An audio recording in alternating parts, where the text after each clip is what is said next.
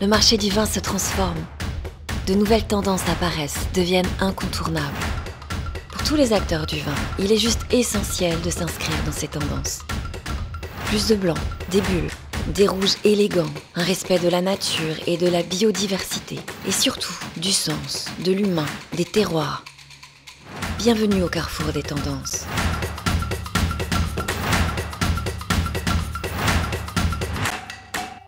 Le vin n'est pas réservé qu'aux grandes occasions, c'est aussi des moments simples, des moments informels. Et là-dessus, on va chercher des vins blancs, des vins frais, des vins faciles à boire, qui dégagent une simplicité et juste le plaisir de partager entre amis. Les apéritifs prolongés ou dînatoires profitent beaucoup à la consommation de cette couleur, où on recherche un peu d'acidité, de fraîcheur et de minéralité.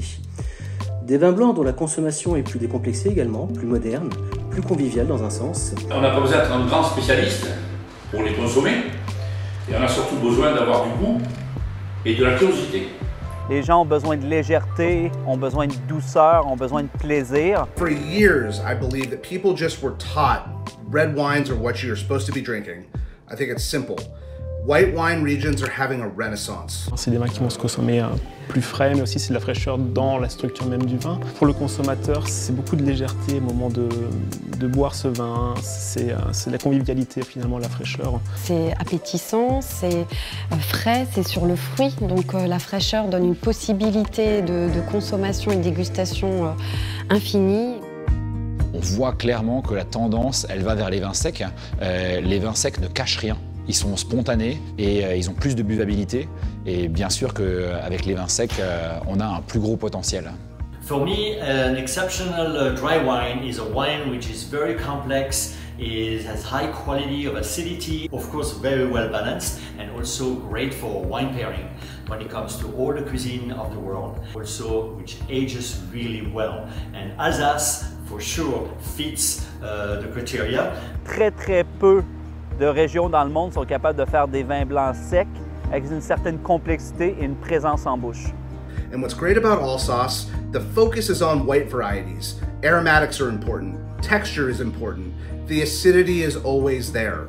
It's such a great place for white wine, and in a lot of people's estimation, the greatest place on the planet to drink white wine from. Les gens aiment l'Alsace parce qu'ils savent qu'ils vont vivre une nouvelle expérience à chaque fois qu'ils vont ouvrir une bouteille. Il y a des nouvelles habitudes alimentaires et les vins d'Alsace permettent de s'adapter à chaque nouvelle tendance. Les repas sont complètement déstructurés, on fait des apéritifs dînatoires, on mange des planchas en after work ou bien de la street food. Alsatian wines are actually perfect for these amazing trends in the culinary scene, talking about vegan and vegetarian culinary world, talking about a rise in sushi. You get aromatic composure, you get amazing texture, you get rip-roaring acidity and present acidity. You get these amazing wines that will pair with anything on the planet. With the new food trends such as vegan or vegetarian bowls, burgers with fruity and spicy marinades, or even sushi, for me, Alsace wine is really the perfect food match. Cheers! L'Alsace a un très grand savoir-faire en matière de crémant.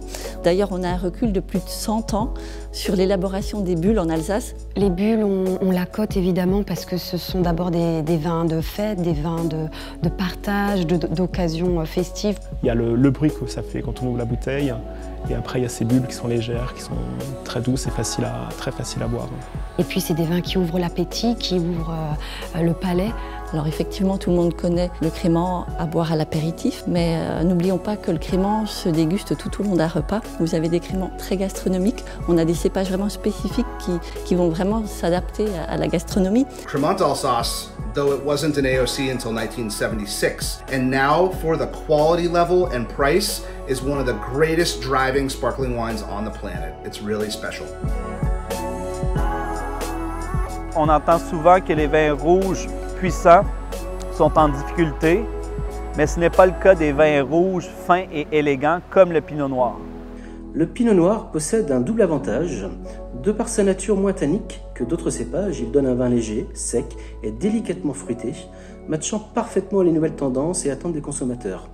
Une gourmandise, un fruité et une élégance qui sont ses traits de caractère, à mon sens, les plus marquants. Pour moi, les plus belles caractéristiques d'un Pinot Noir d'Alsace, ça va vraiment être ces arômes de fruits noirs, c'est-à-dire qu'on va avoir un côté mûre, cassis, cerise, des fois même kirsché qui va sortir. On va avoir des notes un petit peu épicées, on va avoir des notes de cuir, on va avoir des notes des fois vanillées qui vont sortir. Tout en gardant des tanins relativement soyeux. Et ça va vraiment conférer de la longueur et de l'équilibre finalement à ce très beau cépage rouge d'Alsace. Le pinot noir est un des seuls cépages dépourvus de tanins importants qui va durer dans le temps, qui peut nous offrir la garde, qui peut nous offrir la complexité. Il y a certainement un grand cru qui va naître pour les pinots noirs. Les rouges d'Alsace ne sont pas les rouges d'antan, ça c'est clair. Et aujourd'hui, c'est un endroit où on doit s'intéresser pour les rouges précis, c'est l'Alsace.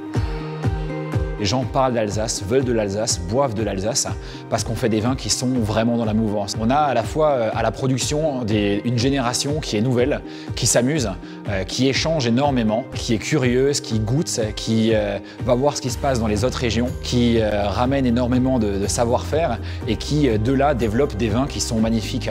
On a à la fois un potentiel dans le sol, un potentiel dans nos mains, un potentiel dans notre savoir-faire qu'on est en train d'exploiter et de mettre complètement à profit d'une génération et d'un mouvement de consommateurs qui a changé.